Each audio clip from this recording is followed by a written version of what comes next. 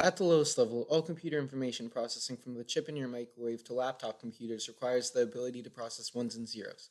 This is done using logic gates. Logic gates used to be built with vacuum tubes, but those are so big that the sort of data processing we can do today with our phones, computers, and microwaves wouldn't be realistically possible with them. Instead, today we use transistors. To understand transistors, you first have to understand diodes. And to understand diodes, you have to know a bit about silicon. First of all, silicon is a semiconductor, meaning its conductivity is somewhere between that of a wire and a bar of soap. Also, it has a crystalline structure in which each atom of silicon uses its 4 outside electrons, called valence electrons, and for our purposes also called M&Ms, to bond with 4 other silicons in a tetrahedral repeating shape. By itself, silicon isn't very interesting, but through a process called doping, we can add other atoms to the mix within the silicon structure. Take this silicon atom here, for instance, represented by an air hockey puck. Let's replace it with arsenic. Remember what I said about silicon having 4 valence electrons? Well, guess what? Arsenic has 5, but when we force it into silicon's crystal structure, it manages to get along just fine. But that extra electron that doesn't fit in any of the 4 bonds can separate from the arsenic and travel from atom to atom. As you probably already know, electrons have negative charges, and because this one's moving around, it's now a mobile negative charge.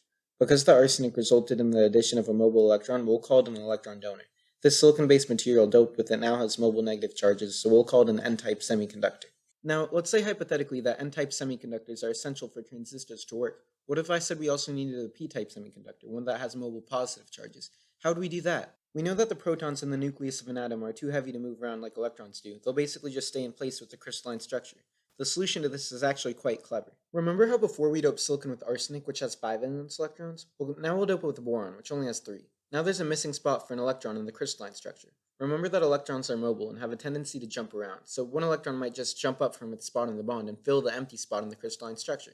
But look, it left the spot where it used to be. We call the spot a hole. It can move around not by actually going anywhere, but whenever an electron leaves the space behind and fills the hole effectively moves.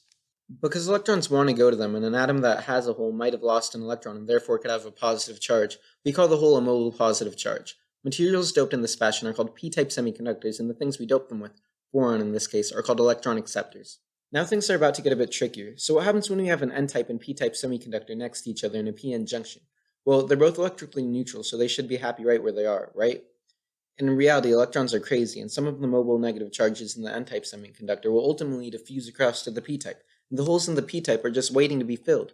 So a bunch of electrons went from N to P. What does that do to the charges of the materials?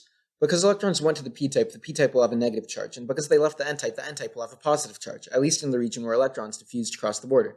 This region is called the depletion region because it no longer has any mobile charges. All the free electrons filled holes, and all the holes were filled by electrons. Remember, a material without mobile charges is a material that can't conduct electricity very well.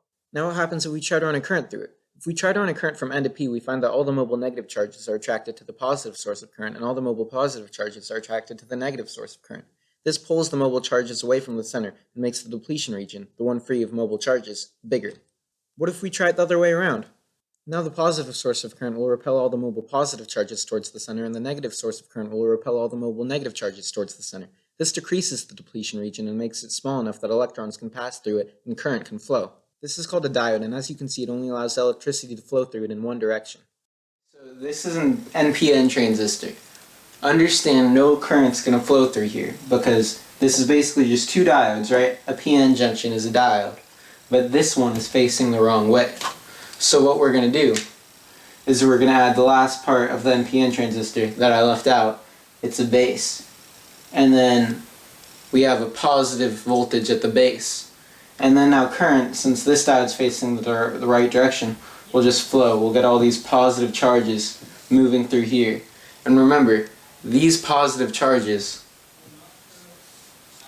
can flow through the depletion region over here. And because the depletion region doesn't have charges, and these are charges, they shrink the depletion region enough that current can flow through the whole thing. But when we turn it off, current can flow.